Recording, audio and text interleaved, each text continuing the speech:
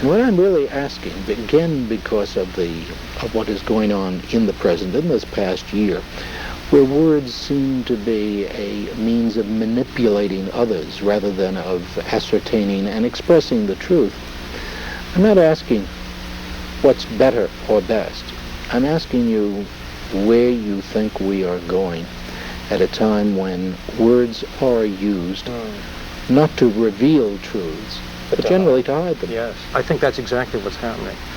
That it's shown up in the last 20 years in government, that things, search and destroy is not search and destroy, it's win the hearts, or whatever the glib phrase is, or the neutral bureaucratese, that language is used to obscure. And if you remember, in George Orwell's 1984, he has a really brilliant appendix where he talks about the function of Newspeak, the language that was invented by Big Brother. Newspeak offered people fewer and fewer words to describe their experience. It was double plus good, and so on for bad, and that was the whole of positive and negative experience. And the rationale was that by limiting the words and by carefully defining the words that are used in public discourse, you limit the reality, you define the reality, and you obscure what's really going on by calling it something else.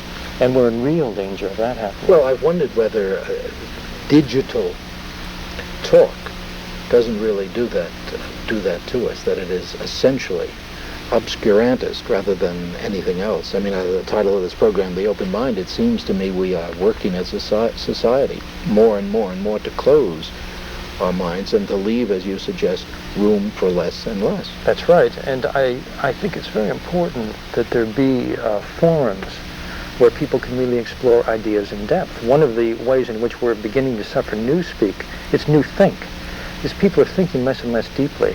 Ideas are being communicated more and more glibly. Fewer and fewer people really are reading books, for example. And I think that is another barometer of something happening in the society where people are not considering what's going on in the deepest way, in the fullest way, and in the widest way. Do you think that is at all a function of the fact that we are almost, in this country, at least 250 million strong, or weak, as the case may be?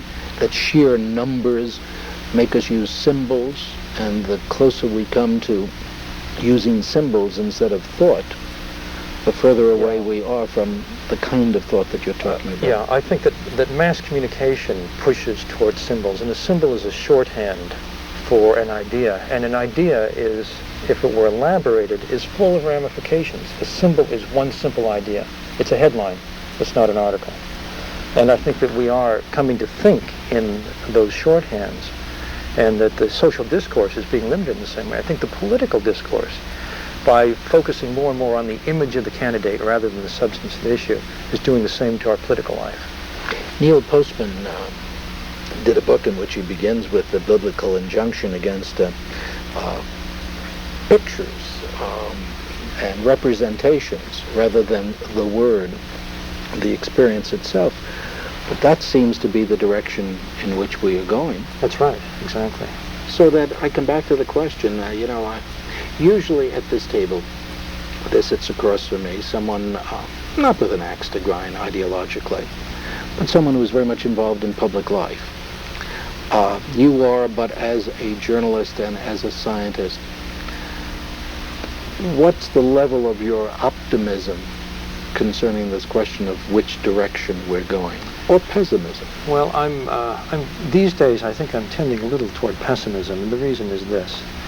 There are two absolutely crucial, vital stories on this planet which are not really being covered.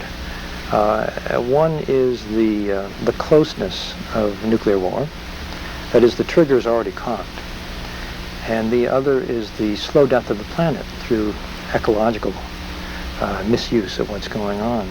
And what that means is that we're at a very rare, unheralded world historical moment. And that is that in our lifetime or soon things could end. And yet we live our everyday lives as though nothing had changed. And that I find very, very alarming. A vital lie or a simple truth?